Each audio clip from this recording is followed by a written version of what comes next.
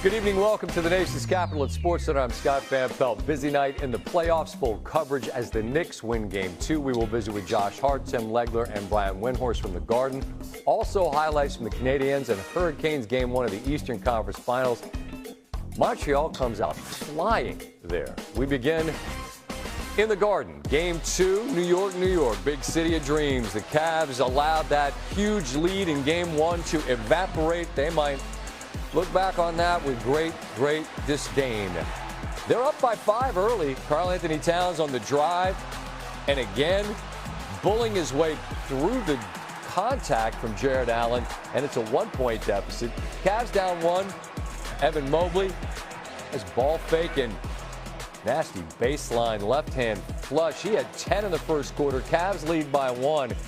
And Cleveland started out shooting well from deep. 5 of their first 10, including this one from Donovan Mitchell. They then went 4 of 25 from 3 the rest of the way, and that was problematic. We're now tied off the miss from Jalen Brunson. Mitchell Robinson there with the putback. And now this was a giant storyline in the game. Josh Hart, they're going to let him have that one, and he would make Cleveland pay. Hart again on the wide open look. Brunson with a good feed. He buries that, and the Knicks lead by 4 at halftime. Cavs down 3. There's one of those misses from 3. Woo-woo-woo! Hart in transition pushes the lead to 5. More comfortable evening in the Garden than it was when they had to come flying back in the fourth. Game 1. The run adds another bucket on a Brunson turnaround in the lane. Mobley has it poked away. Hart finds Mikal Bridges. And Timothy Chalamet. Let's add to the run. Hart again. What a night he had. It's 14 straight. It would cap off with an 18-0 run. Hart again, a clean look. All 3 of these. That's the longest unanswered scoring run this postseason for the Knicks. And they are comfortably ahead. Although you never know in this league. Here, a little sloppy with the basketball, careless. Jalen Tyson, screen, roll, good feed. And it's a 7-point game. 10-point game. Floater from Mitchell, who had 26. It's back to 8. Knicks ahead by 10. Good ball movement, and it's Bridges. Little hockey assist, if you will. The lead's back to 13. Brunson gets away with a little shoulder shove on Harden, and the lead grows. Under 5 to go. Again, they're up double digits. And it's Hart spinning with the shot clock winding down. That kind of night for him. 26, a standing ovation. And the Garden is doing a little arithmetic.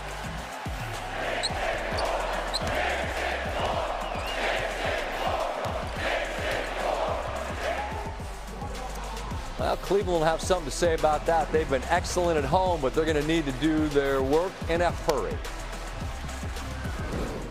Pleasure to be joined after a playoff career high 26 by Josh Hart. And Josh, on the floor with Lisa Salters, you shared that you're rooted in your faith and you pray for humility. So I appreciate that you're not here to pound your chest and talk about what you did. But I'm interested in what's most satisfying about the role you played in this second win in the Eastern Conference Finals. I don't know. I think for me, I think I said it with Lisa. You know, I think I started 0 for 3 from 3, and I knew they were going to continue to leave me open. And I had 2 choices, to stop shooting or to keep shooting and watch them go in. And I did the latter, and, you know, I was proud of that. When a shooter sees the ball go through the bucket, when the Garden starts roaring the way it does, how do you best describe what that feels like and how hard it is not to heat check a step across half court? Yeah, I don't think you got to worry about me heat checking a step across half court. But man, this place is special. You get into that mode.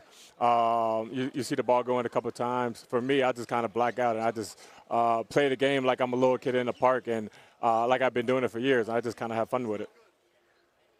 Speaking of the Garden, we see the legends, right? When I was on your podcast with you and Jalen, we talked about some old-time hoop guys, and there's legends, right? And whether it's Bernard or Walt Clyde or Patrick, I could keep going. But what's been the message of the old guard, the guys that have done it, to this group as you inch closer to the ultimate goal? Just keep working, keep fighting, never be satisfied. This is a special place. It's the only place that has their alumni out here, showing up every playoff game. So they're just talking to us, making sure we have our eye on the ultimate goal and keep pushing us. I appreciate that. I'm asking this sincerely because, each win gets you closer, but the goal's still not realized, as the late, great Kobe Bryant said. Job's not finished. How much fun can you allow it to be, right? Like each night like this, I have to think it's fun, but maybe not. It looks like you're shaking your head. Yeah, I mean, right now, we want our fans, our supporters to have as much fun as they possibly can during this run. But for us, we got to be locked in. Once you start getting happy and satisfied, that's when things turn. So we know this team just came down from a comeback from being down 2-0. And, they just did it. So we got to make sure we come in with a sense of urgency and desperation and can't be satisfied with it. Understood. All right, let's get to the most important thing on the way out, your golf game. You told me before we started you haven't played in a while. I mean, if you leave those clubs in the closet until late June, you still got all summer to play. So is that the game plan? Wait till late June to finally get out there? Yeah, man, late June, my wife and I were going to go to Bordeaux. So I'm going to have some wine first, and then after that, I told her I need at least 1 or 2, golf days a week. So I can't wait, but we're going to push it off as far as we can. Understood. I would suggest the golf before the wine, but you do what you want to do. Josh, congrats on a phenomenal night tonight, and appreciate you sharing some time, all right? Thanks, my guy. Have a good one. 9 consecutive victories for the Knicks, which extends their postseason franchise record. 13th team all-time to go on a 9-game winning streak during a postseason run. 11 of the previous dozen would make the NBA Finals, and 7 of those won the title. But they still have 2 more games to win before they can even play for the title. That means Cleveland and Kenny Atkinson are on the wrong side of a 2-0 playoff ledger. We need to get our legs under us, quite honestly. We know their rest advantage. So getting home always helps with that. But definitely probably didn't have the juice tonight that we needed to, which is kind of, it's going to hit it sometime. Offensively, I'm not worried at all. We did a really good job getting to the paint, trying to find guys, and that's why our assist total was low. It's just because we couldn't make shots, and it was everybody. So nothing to hang our head about. They protected home court, and we've seen this before, so we got to go get game 3. You guys have obviously played a lot of basketball over the last month. How much do you think we can see? We're not tired. We're not tired. We're ready to go for game 3. It would have been great to steal 2. That was the idea. We had an opportunity to, and we didn't. So go home for game 3 and protect home court like we have been. Brian Windhorst joins us from the Garden, where the stars are out. It only is getting more blinding in terms of the assemblage of stars because, man, the city is 2 games away from the finals. This New York team, I think, expected to win the series. They were favorites. It would have been suffocating pressure if they dropped game 1, but they didn't. What did you see from the home team tonight? What kind of freedom? Yeah, so this Knicks team really does have a lot going for it. They are not a perfect team. They were not the best team in the NBA during the regular season, but they have a lot going for it. And one of the things that they can do is play different ways. They have different players who can do different things. And so Jalen Brunson crushes the Cavs in game 1. So the Cavs come back naturally and try to clamp down on him. They totally don't guard Josh Hart. And this was one of the reasons why he got benched at the end of game 1, because the Knicks weren't surviving well when they were going 4-on-5. This game, they go to him, and he crushes the Cavs with an all-time terrific performance from him, not only with the 26 points, but also with 7 assists. So not only did Brunson end up with 14 assists, one of his best assist games ever, but he got a bunch of hockey assists because he was kicking it to Hart, and the Cavs would scramble to him, and he would kick it onward. This is what really good teams do, what championship teams do, beat you in different ways. The Hart and Brunson thing is still a problem for the Cavs, but it was Josh Hart that knocked them off tonight. This Cleveland team knows the assignment, right? They have to win a game in the Garden, and they let one that they had in their grasp slip through their fingers. They have been great at home. They did erase a 0-2 deficit already. What's your sense of how they respond as this series pivots to Cleveland over the weekend? Well, you know, Kenny Atkinson likes to focus on process. He likes to think about stuff like shot quality. He will probably say after this game that they did have good process, that they got a lot of open shots, that they just missed them, and that if they get those same open shots in games 3 and 4, they could come back here in game 5 and have it 2-2. That could be true. But the truth is their margin for error against a team like the Knicks is just much smaller. And even though Donovan Mitchell has played fine, he has not played special. And you're going to need special to win in the Garden. And so they're going to go back in a situation where they got to win 4 out of 5. And I think the odds of that are very long. And I suspect, you never know in the NBA, but I suspect game 1 is going to stick in their minds for a long time. I completely agree with that. The Donovan Mitchell applauding to his team at the end, that's leadership, but they know in their heart of hearts, look, we had the win we had to get, and we squandered it. And I just wonder how you flush that entirely. Just a final thought on this Knicks team, because I agree, look, they weren't the best team in the league, but all they have to be is the best team in June if they get there. Just imagine for me the city, the Garden, and this Knicks team in a final series. What might that look like? So this isn't just about this year. This fan base started falling in love with this team 2 years ago when they made that first playoff run. And then last year when they upset the Celtics.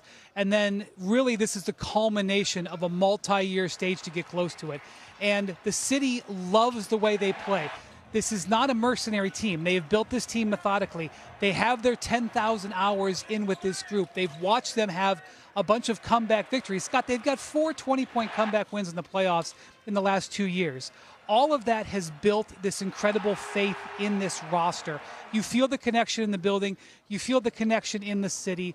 This is something, look, around here, they talk about 1994 and grown men get tears in their eyes and look up to the ceiling. That's building with this unit. I don't know if they're going to win it, but you can feel that what's happening now is going to be celebrated for a long time. Josh Hart and Jalen Brunson and Mikal Bridges are going to be sitting courtside here in 20 years, no matter how this season ends up. About that, and this is sort of, I don't know, this is a bit of psychological study here.